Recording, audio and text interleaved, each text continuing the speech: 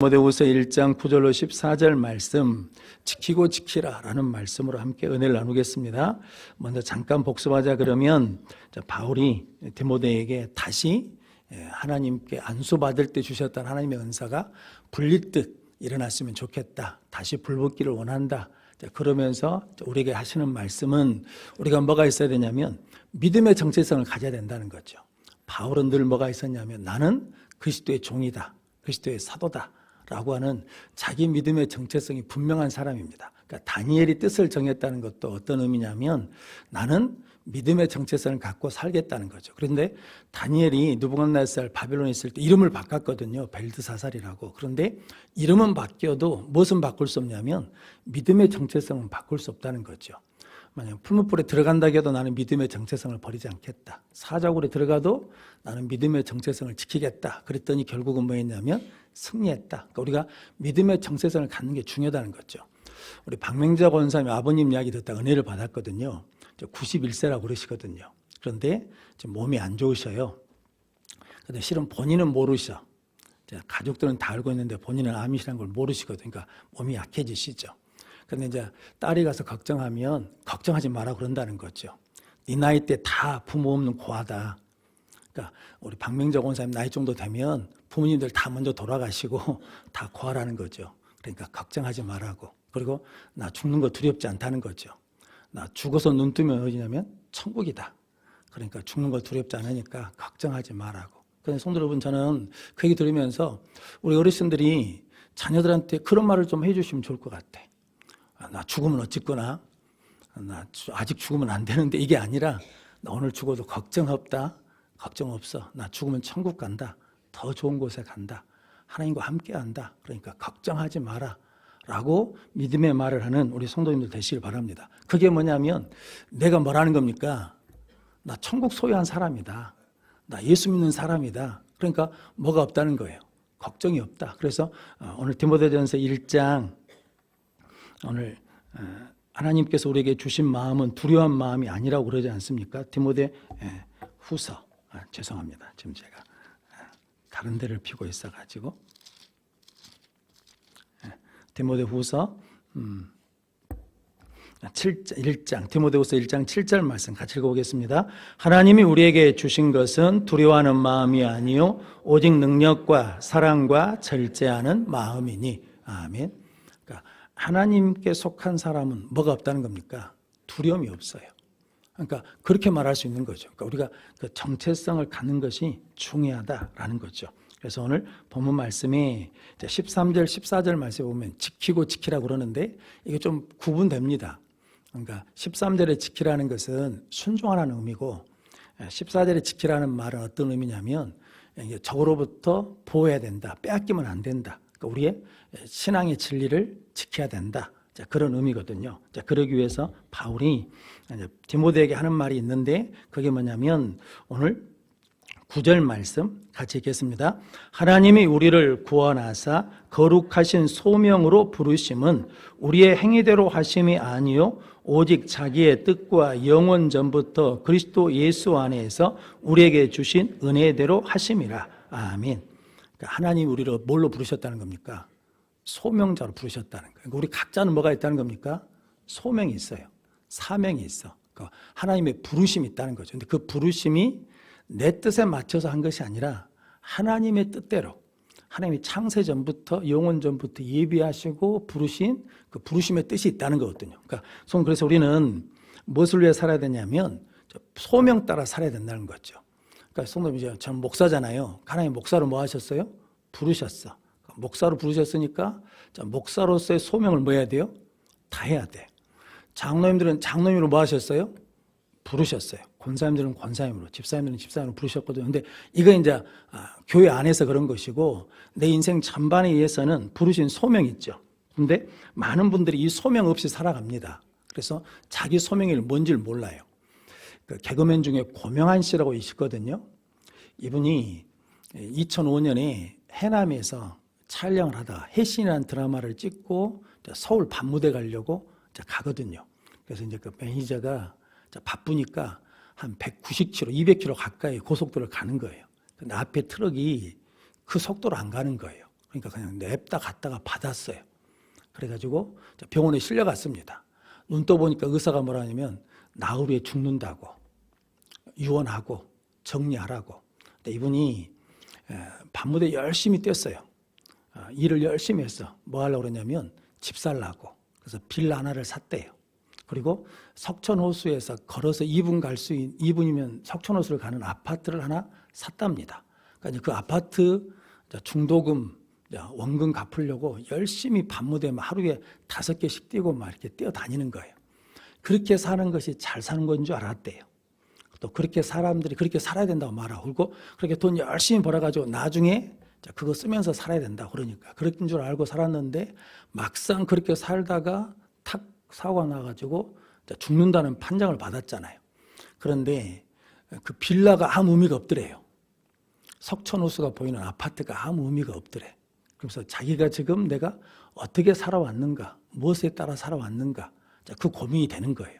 그런데 내가 하고 싶은 걸 한 게 아니라 남이 한 말에 의해서, 남이 준 기준에 의해서 이렇게 살아왔다는 것을 깨닫고 이제 답을 찾기 위해서 이제 책을 읽었죠. 그래가지고 이분이 이제 책도 쓰고 강의도 다니고 그리고 메밀 국수집 사장님도 하고 그러거든요. 그러면서 지금 재밌게 사신다 그러거든요. 근데 그분이 교회를 다니긴 다녀요. 신앙이 얼마나 깊은지는 제가 모르겠는데, 그분 말이 그래요. 뭐냐면 나로 사는 것이 중요하다.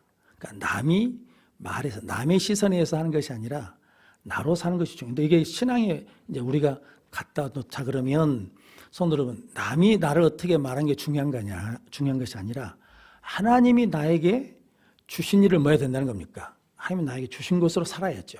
그래야 나중에 뭐가 없어요? 후회가 없어. 그러니까 저 여러분들이 가끔 이제 우리 스스로 이렇게 한번 생각해 봐야죠. 내가 오늘 죽는다 그러면 내가 가지고 있는 것 중에 나한테 의미 있는 것이 뭐가 있을까? 라는 걸 한번 생각해 보는 거죠. 저 고명한 씨는 직접 뭐 앞에 서보니까, 죽음 앞에 서보니까 정말 다 필요 없더라는 거죠. 내가 지금까지 이거 꽉 붙들고 이걸 위해 살았는데 그것이 필요가 없다는 거죠. 근데 우리도 막상 하나님 심판대 앞에 가면 지금까지 우리가 막 목숨 걸고 막 내 이름 내려고 막 했던 모든 것들이 다 뭐가 없다는 거예요. 의미가 없다는 걸 그때 가서 알면 늦잖아요. 그런데 조금이라도 하루라도 빨리 그걸 알고 하나님이 나를 부르신 소명대로 살면 뭐가 없다는 겁니까? 후회가 없어요. 오늘 바울은 뭐라냐면 부끄러움이 없다는 거예요. 소명대로 살면 내가 뭐 감옥에 있든 쇠사슬에 매이든 어떤 형편에 있든지 내가 뭐 하지 않는다는 거예요. 부끄럽지 않다는 거거든요. 성도들 저희들이 그렇게 소명을 발견하고 살아가는 성도들 되시길 바랍니다. 그래서 에베소서 1장 17절로 19절 말씀 같이 읽어보겠습니다. 우리 주 예수 그리스도의 하나님 영광의 아버지께서 지혜와 계시의 영을 너희에게 주사 하나님을 알게 하시고 너희 마음의 눈을 밝히사 그의 부르심의 소망이 무엇이며 성도 안에서 그 기업의 영광의 풍성함이 무엇이며 그의 힘의 유력으로 역사하심을 따라 믿는 우리에게 베푸신 능력의 지극히 크심을 어떠한 것을 너희로 알게 하시기를 구하노라. 아멘. 바울은 에베소에서 에베소 교회에 편지하고 기도할 때 그 기도 제목이 그거죠. 하나님께서 지혜와 계시를 주셔서 하나님을 알고 부르심의 소망이 뭔지를 알고 우리에게 주신 기업의 풍성함이 뭔지를 알고 그리고 믿는 자에게 주신 능력이 심히 큰 것을 알기를 원한다라는 거거든요. 이걸 알면 지금 이게 감옥에 있는 사람이 지금 편지를 보내는 거거든요. 그런데도 뭐가 없냐면 나한테는 뭐가 없냐? 부끄러움이 없다는 거거든요. 성도님들이 부끄러운 것은 실은 뭐 때문에 부끄러운 거냐면 남이 나를 어떻게 볼까? 남이 나를 어떻게 생각할까? 실은 그게 많잖아요. 그런데 중요한 것은 사람이 나를 어떻게 생각하는 것보다 더 중요한 게 있죠. 하나님이 나를 어떻게 생각하는가? 하나님 보시기에 뭐 해야 돼요? 좋아야 돼요. 하나님 보시기에 믿음이 있다고 그래야 돼요. 사람이 아무리 믿음이 있다 해도 하나님이 없다 그러면 뭐예요? 없는 거예요. 그러니까 하나님을 대상으로 우리가 살아가는 것이 우리의 소명이다라는 거죠. 그래서 이제 나는 10절 말씀 같이 읽겠습니다. 이제는 우리 구주 그리스도 예수의 나타나심으로 말미암아 나타났으니 그는 사망을 패하시고 복음으로써 생명과 썩지 아니할 것을 드러내신지라. 아멘. 그러니까 이제는 이게 바울은 이게 서신서에서 전에는 이제는 이걸 많이 쓰거든요. 전에는 뭐냐면 예수님 알기 전에. 그러니까 이제는 이게 9절 말씀으로 보자면 이제는 뭐겠습니까?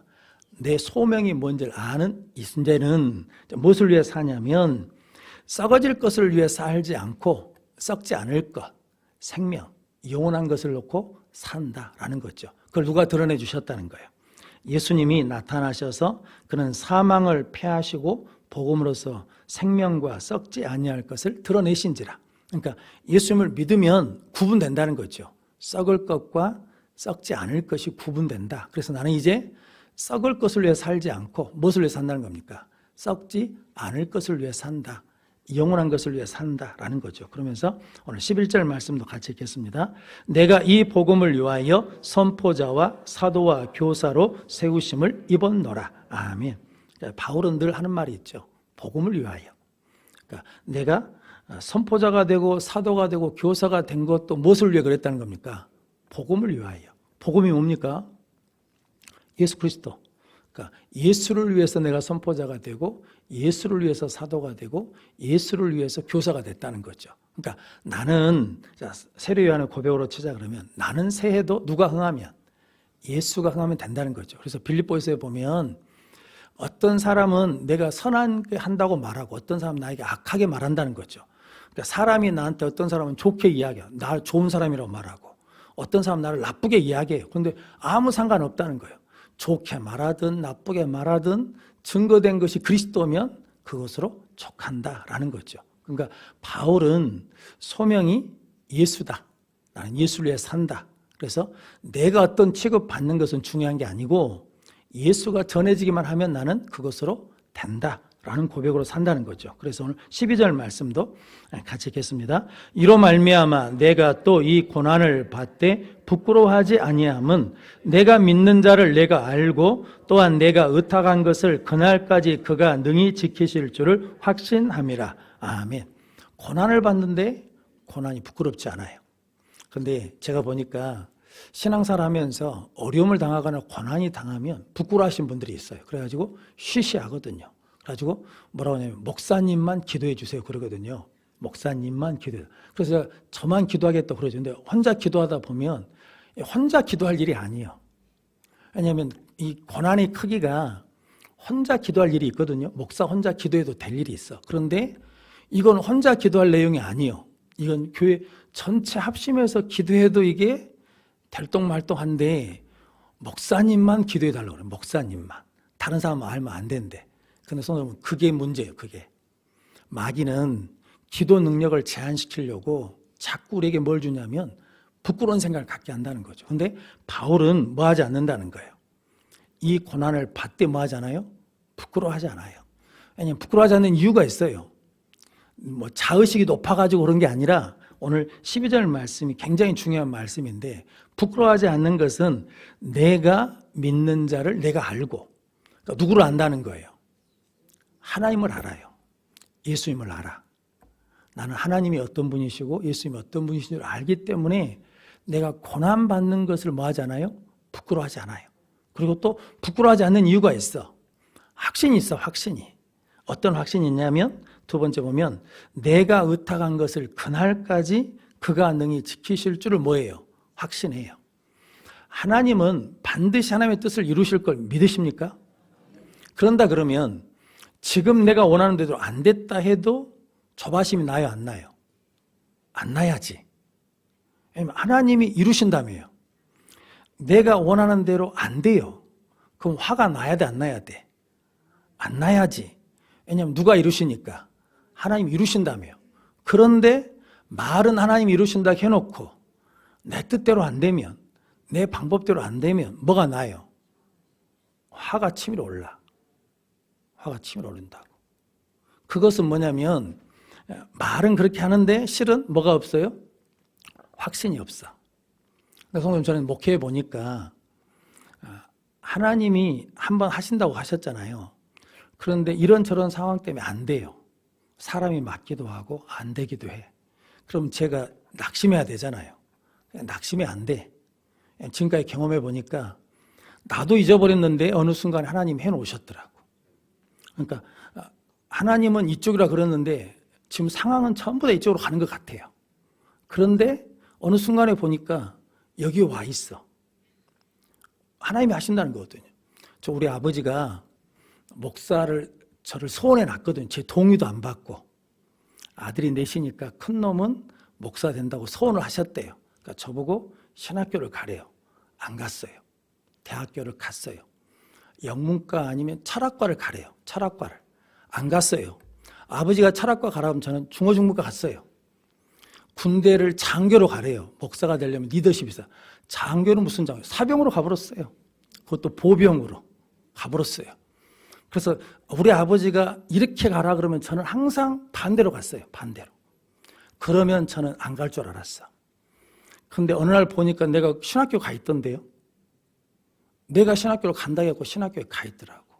그러니까 하나님의 뜻은 사람이 별수를 써도 하나님의 뜻은 반드시 뭐 한다는 거예요? 이루어져요. 그런다 그러면 지금 내가 하고 싶은 대로 안 돼. 그런다 해서 내가 조바심을 낼 이유가 있어요? 없어요? 없어. 그런데 바울은 조바심이 없잖아요. 왜냐하면 바울은 지금 애가 탈 거 아닙니까? 개척하는 교회에 고린도 교회에 문제가 있다 그러고 어디 교회에 문제가 있다 그러고 문제가 있다 막 그러면 감옥에 있으면 돼요? 안 돼요? 안 되잖아요. 내가 지금 감옥에 갇혀 있으면 안 되잖아. 감옥에 있으면 안 되고 지금 내가 나가서 뭐 해야 돼요? 막 교회를 돌보고 문제를 막 해결해야 되는데 바울은 그러지 않아요. 감옥에 있는데도 뭐 하냐면 기뻐하자는 거지. 어떤 것 때문에 오늘 12절이요. 오늘 저는 12절 말씀이 참 좋습니다. 12절 말씀 한 번 더 같이 읽어보겠습니다. 이로 말미암아 내가 또 이 고난을 받되 부끄러워하지 아니함은 내가 믿는 자를 내가 알고 또한 내가 의탁한 것을 그날까지 그가 능히 지키실 줄을 확신함이라. 아멘. 할렐루야. 하나님을 믿는다 그러면 뭐 하지 않는다는 거예요? 부끄러워하지 않아요. 내가 의탁하고 부탁하고 기도한 맡긴 것을 하나님이 이루시는 걸 확신한다 그러면 조바심 나지 않아요. 화가 나지 않아. 그러니까 뭐가 있어요? 여유가 있어. 그러니까 뭐 해줄 수 있어요? 양보해 줄 수 있어. 그러니까 뭐 해줄 수 있어요? 져줄 수가 있어. 그런데 교회 다니는 사람들이 양보를 안 하네요. 양보를 안 해. 우리끼리 야기니까 11시 예배 딱 끝나고 축도 끝나면 식당으로 바로 내려가신 분들이 있어. 난 아직 내려가지도 않았는데 밥 먹고 올라오더라고. 그러니까 이게 이제 예를 들자면 그런 거예요. 내가 남들이 나보다 좀 먼저 가는 것을 뭐 해줄 수 있어야 돼? 양보해 줄 수 있어야 돼. 근데 그게 없어요. 그게 없어. 절대 져주지 않아. 져주면 자존심 상한 걸로 생각해. 근데 그게 자존심 상한 게 아니라 실은 뭐가 없는 거예요? 믿음의 확신이 없어. 하나님이 이루실 거라는 확신이 없어요. 근데 이런 관점으로 성경을 보면 재밌는 게 아브라함을 75세에 부르셨잖아요. 근데 하나님의 약속은 몇 살 때 이루어졌습니까? 100살 때. 그러니까 몇 년 걸린 거예요? 25년. 25년 동안 하나님이 그렇게 하는데 25년에도 반드시 뭐 해진다는 거예요? 이루어진다는 거예요. 그래서 아브라함은 그걸 알았을까요? 몰랐을까요? 잘 몰랐어요. 그러니까 10년이 지나니까 애가 타. 그러니까 누구한테 들어가요? 하갈한테 들어가. 손 들면 그러니까 아브라함도 그래요. 아브라함도. 그러니까 우리도 마찬가지예요. 근데 바울은 예수님을 믿고 이제 10절 말씀이 키입니다. 이제는 이 키예요. 이제는 내가 소명을 받았으니까 이제는 그 이후에 나는 이제 예수를 통해서 복음으로 나타난 생명, 썩지 않을 것을 위해 살고 그리고 나는 고난받는 것이 부끄럽지 않아요. 왜냐하면 내가 믿는 그 하나님을 내가 알고 내가 의탁한 것, 하나님께서 나에게 말씀하신 것은 반드시 그가 이루실 것을 뭐 한다는 거예요? 확신한다. 그러니까 너도 이 믿음으로 너도 하나님이 소명자로 부르셨다는 거죠. 디모데한테. 그리고 너도 예수 그리스도가 네 안에 있다. 그리고 하나님이 너를 통해서 이루실 것이다. 그러니까 너는 뭐 하면 된다는 거예요? 13절, 14절만 하면 된다라는 거죠. 13절 말씀 같이 읽겠습니다. 너는 그리스도 예수 안에 있는 믿음과 사랑으로서 내게 들은 바 바른 말을 본받아 지키고. 아멘. 바른 말이 뭐냐? 이제 디모데전서 6장 3절 말씀 같이 읽겠습니다. 누구든지 다른 교훈을 하며 바른 말, 곧 우리 주 예수 그리스도의 말씀과 경건에 관한 교훈을 따르지 아니하면, 아멘. 그러니까 바른 말이 뭐냐면 예수 그리스도의 말씀과 경건에 관한 교훈이라는 거죠. 그 바른 말을 본받아 뭐하고? 지키고. 지키고는 뭐냐면 순종한다는 의미거든요. 그러니까 13절에 지키고는 하나님의 말씀을 뭐라는 겁니까? 순종하라는 거거든요. 성도 여러분들이 늘 하나님의 말씀을 순종하는 성도들 되시길 바랍니다. 무엇을 지키냐면 바른 말을 지키고, 어떻게 지키냐? 그게 오늘 13절에 믿음과 사랑으로 지켜라. 그러니까 믿음이 있어야 뭐 할 수 있어요? 순종할 수 있어요. 성도 여러분, 순종과 믿음은 별개가 아니고 순종과 믿음은 한 짝이라는 거죠. 믿으니까 뭐예요? 순종이에요. 순종하니까 믿는 거예요. 그러니까 믿는다 그러면 반드시 뭐 해야 돼요? 순종해야 돼. 그 말씀을 믿는다라고 고백하면 그 말씀이 뭐 해야 돼요? 순종해야 돼요. 우리 한국교회 약점이 하나 있죠. 그게 뭐냐면 믿는다는 말은 잘해요. 그냥 믿습니다라는 말을 엄청 세게 하잖아요. 믿습니다라고 하는데 근데 막상 순종할 때가 되면 순종하는 사람은 적어요. 그러니까 이제 믿음의 역사가 안 나타나는 거죠. 그러니까 믿음의 역사는 언제 나타나냐면 순종할 때 나타나잖아요. 그러니까 성경에 나타나는 모든 기적은 뭐 할 때 나타났다고요? 순종할 때 나타났어요. 근데 순종은 누가 하냐?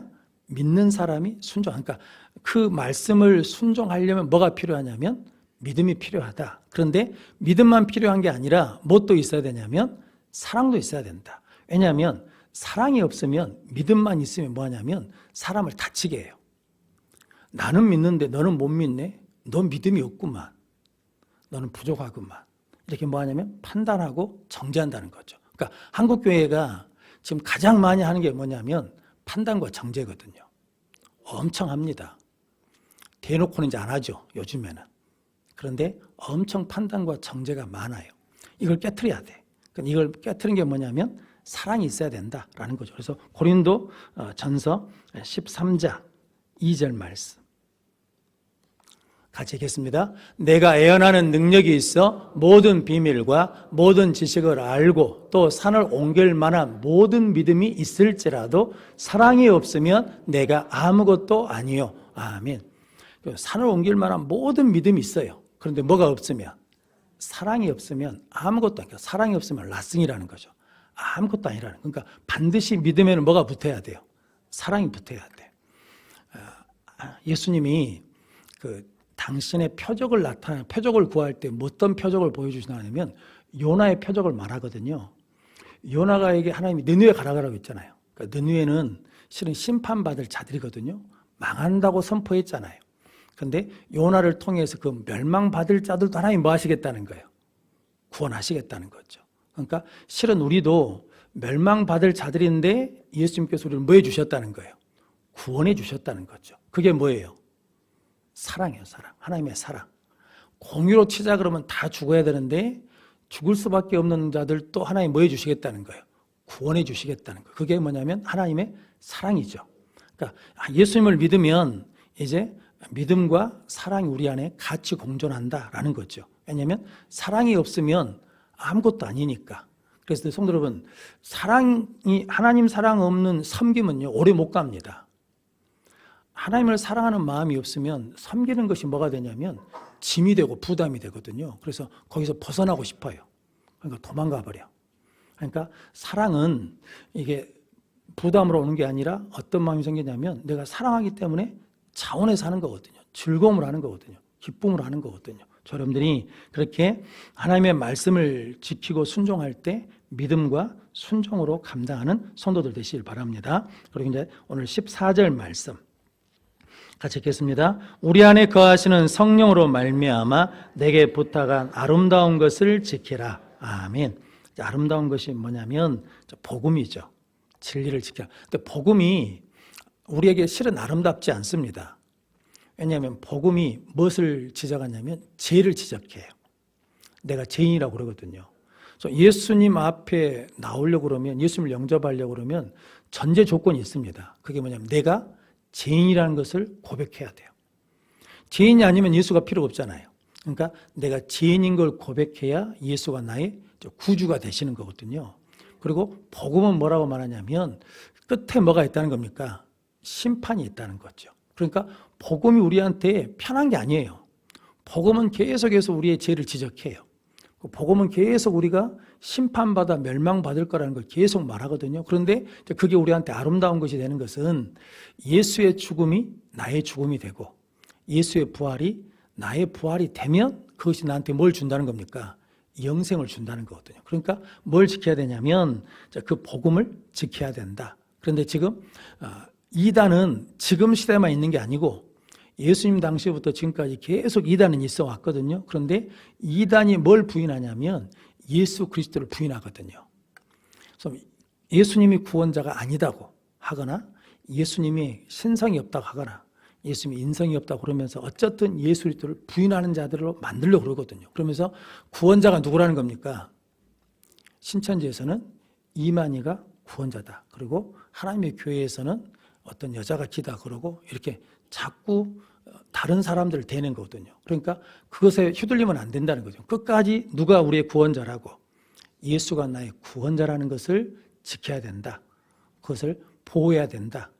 저로부터 빼앗기지 않도록 지켜야 된다라고 말하는 거거든요. 그럼 성도 여러분, 여러분들이 늘 우리가 지켜야 될 게 있는데 말씀을 지켜야 됩니다.